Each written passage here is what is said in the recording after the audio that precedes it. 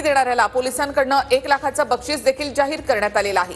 तर शिरूरच्या या संपूर्ण परिसरामध्ये शिरूरच्या या भागामध्ये ऊसाची शेती मोठ्या प्रमाणात आहे। याच ठिकाणी आरोपी लपला असावा अशी पोलिसांना शंका आहे आणि त्यामुळे पोलिसांचा मोठा फौजफाटा या संपूर्ण परिसरामध्ये आता शोध घेणार आहे। स्वारगेटमधल्या लैंगिक अत्याचाराच्या प्रकरणानंतर त्याचे तीव्र पडसाद संपूर्ण महाराष्ट्रात उमटले। राजकीय प्रतिक्रिया देखील तीव्र या संदर्भात उमटलेल्या आहेत। त्यानंतर आता पोलिसांकडून आरोपी गाडेचा शोध घेतला जातोय। शिरूरच्या संपूर्ण परिसरामध्ये पोलिसांकडून शोध घेतला जाणार आहे। मोठा फौजफाटा यासाठी तैनात करण्यात आलाय। त्याचबरोबर गाडीचा शोध लावणाऱ्याला किंवा त्याची माहिती देणाऱ्याला पोलिसांकडून 1 लाखाचं बक्षीस देखील जाहीर करण्यात आले। स्वारगेटमधल्या या अत्याचाराच्या प्रकरणानंतर आरोपी का सापडत नाही असा सवाल विरोधकांकडून विचारला जातोय। सामाजिक संघटना देखील यासाठी रस्त्यावर उतरलेल्या आहेत।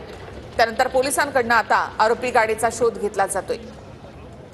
शिरूरचा हा संपूर्ण परिसर पोलिसांकडून पिंजून काढला जाणार आहे। ऊसाच्या शेतामध्ये आरोपी लपलाय का यासाठी ड्रोनची मदत देखील घेण्यात आलेली होती।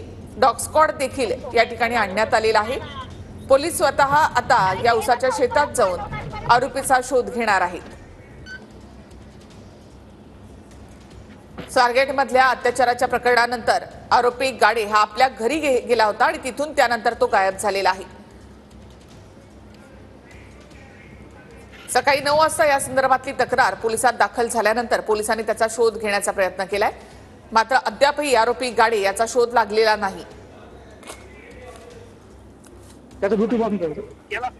आरोपी गाडीला अटक करा अशी मागणी सामाजिक संघटनांकडून सुद्धा केली जाते। त्यानंतर आता पोलिसांचा मोठा फौजफाटा शिरूरच्या गुनाड गावात। याच गावामध्ये आरोपी आला असावा अशी शंका आहे। त्या दृष्टीने पोलीस तपास करतायत।